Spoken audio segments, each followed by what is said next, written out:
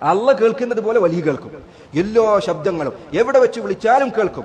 ഞാൻ പറയട്ടെ എന്റെ സഹോദരൻ, ഇത് കേൾക്കുന്ന ഓരോ മുസ്ലിമിനോട് ഞാൻ പറയട്ടെ, നിങ്ങൾ ഈ പറഞ്ഞത് വിശ്വസിക്കാതിരുന്നാൽ മാത്രം പോരാ, ഈ വിശ്വാസം നിങ്ങൾക്കില്ല എന്ന് പരസ്യമായി പറയണം. ശിർക്ക് വെറുതെ ജീവിതത്തിൽ രഹസ്യമായിട്ട് ഒഴിവാക്കാൻ മാത്രം പോരാ, ശിർക്കിൽ നിന്ന് പരസ്യമായി വിടുതൽ പ്രഖ്യാപിക്കണം. അതിനാണ് ബറാഅത്ത് എന്ന് പറയുന്നത്. ബറാഅത്തും മിനല്ലാഹി വറസൂലിഹി സൂറത്തുൽ തൗബ ആരംഭിക്കുന്നത് അങ്ങനെയാണ്. എന്റെ ഹൃദയത്തിൽ ശിർക്കില്ല എന്ന് പറഞ്ഞിരുന്നോണ്ട് കാര്യമില്ല. ഈ പറയുന്ന ശിർക്കൻ വാദങ്ങൾ പറയുന്നത് ഞാനും അവരായിട്ട് ബന്ധമില്ല എന്ന് പറയാനുള്ള ധൈര്യം കാണിക്കണം. ചില മുസ്ലിമീങ്ങളായ സഹോദരങ്ങൾ പറയും, അങ്ങനെയൊക്കെ നിങ്ങൾക്ക് വിശ്വാസമില്ല, എന്നാലും ഞാൻ അവർക്ക് കൂടി ജീവിക്കാൻ അത് പറ്റില്ല.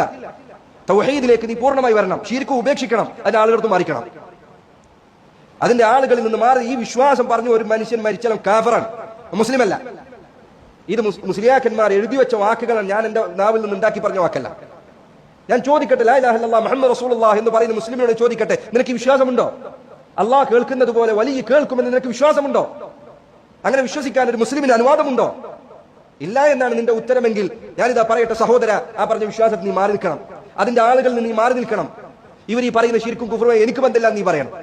ആളുകൾ പറയും, ഞാനിപ്പോ പറഞ്ഞ ശരിയല്ല, ആൾക്കാർ പ്രശ്നം ഉണ്ടാക്കും.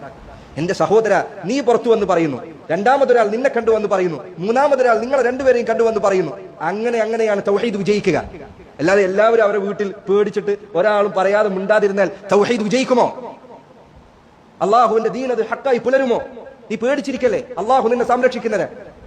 പല ആളുകളും പറയുന്നതാണ്, ഉസ്താദേ വീട്ടിൽ അങ്ങനെയാണ്, നാട്ടിൽ ഇങ്ങനെയാണ്, എന്ത് ഞാൻ ചെയ്യും? എന്റെ സഹോദര, തൗഹീദിന്റെ കാര്യത്തിൽ വിട്ടുവീഴ്ച ചെയ്യരുത്, ഇതിന്റെ പരലോകത്തിന്റെ കാര്യമാണ്.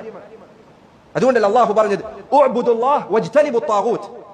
നിങ്ങൾ അള്ളാഹുവിനെ മാത്രം ആരാധിക്കണമെന്ന് പറഞ്ഞ് അള്ളാഹു അവസാനിപ്പിച്ചില്ല. വജ്തനിബു ത്വാഗൂത്ത്, അള്ളാഹുവിന് പുറമെ ഇബാദത്ത് ചെയ്യപ്പെടുന്ന വസ്തുക്കൾ അവയെ നീ ഉപേക്ഷിക്കണമെന്നല്ല പറഞ്ഞത്. വജ്തനിബു എന്ന് പറഞ്ഞാൽ എന്താ അർത്ഥം?